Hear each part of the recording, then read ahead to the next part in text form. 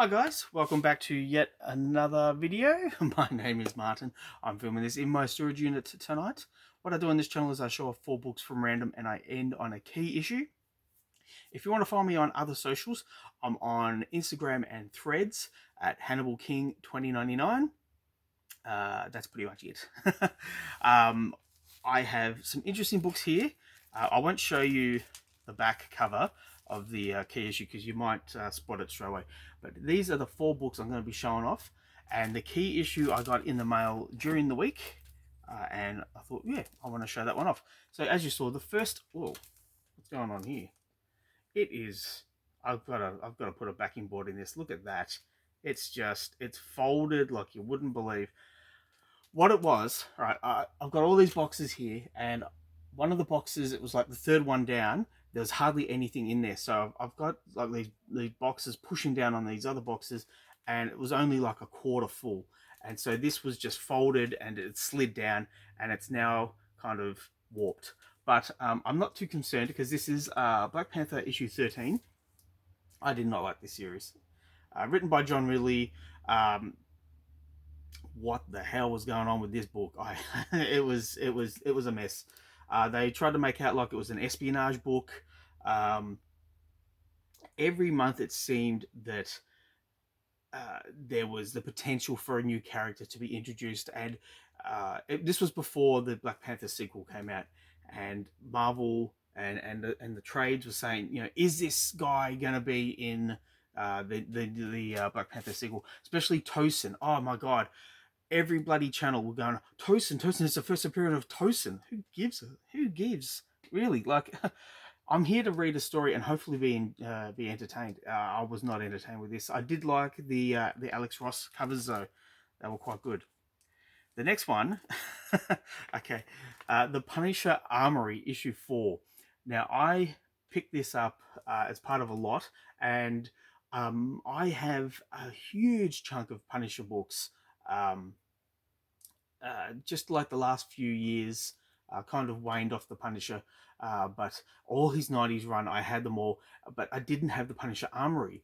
And I saw this cover by Dougie Braithwaite, and I was like, you know, I've got to get this. I've got to see what this is like. And what it is, every page is just like weapons, just images of weapons that someone's drawn, and then there's massive details about the implications of these weapons. It's a mind blower, but it gets tedious and boring.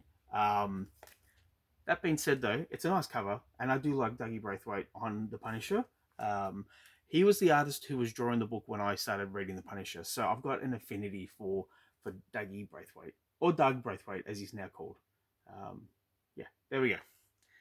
Now, the next book, it's got a bit of a sticker over it, and it's issue 5 of Droids. Now, I've gone on the record as saying that I'm not a huge Star Wars fan. It was just a little bit before my time. Actually, very much before my time. I think the first movie, or even the second movie, came out just before I was born.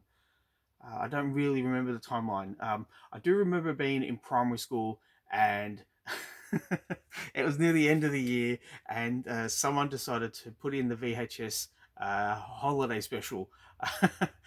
Just like at the end of the year, we're all sitting there, and, you know, we had nothing to do. It was a rainy day, and yeah, let's put on the Star Wars holiday special.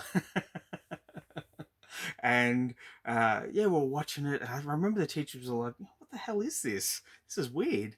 And then there was like, I think there was like a scene with 2 people kissing and getting a little bit amorous, and then they paused it and they said, okay, that's it. And one of the teachers went, oh, that's a good place to stop the movie.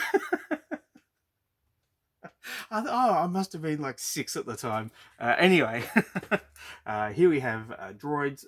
It was a cartoon series with C-3PO and R2-D2.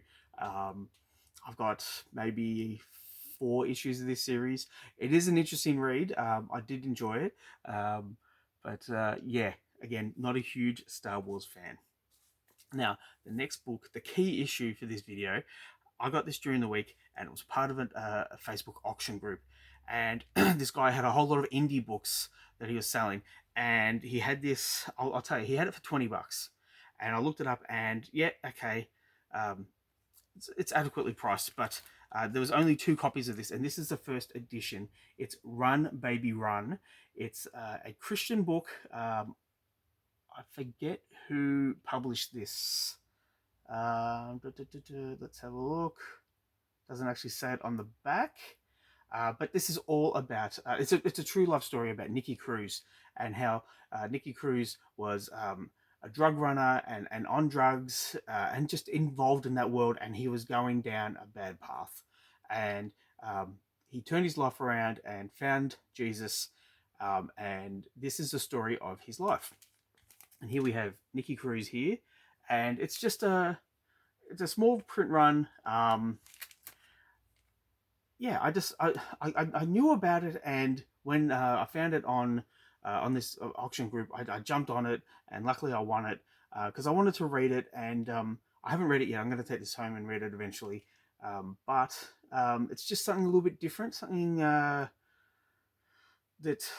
is in comic form but isn't really what you classify as a comic. Maybe you would. I don't know. I've got to read it to really understand more about it, but I'm very happy to have it, and that's the key issue for the video. I hope you've enjoyed this video. Please let me know what you think in the comments down below. Please like and subscribe if you wish to. I'd really appreciate it. I've had an influx of subscribers, so thank you very much to all my new subscribers. Again, I really appreciate it. I will catch you guys at the next one.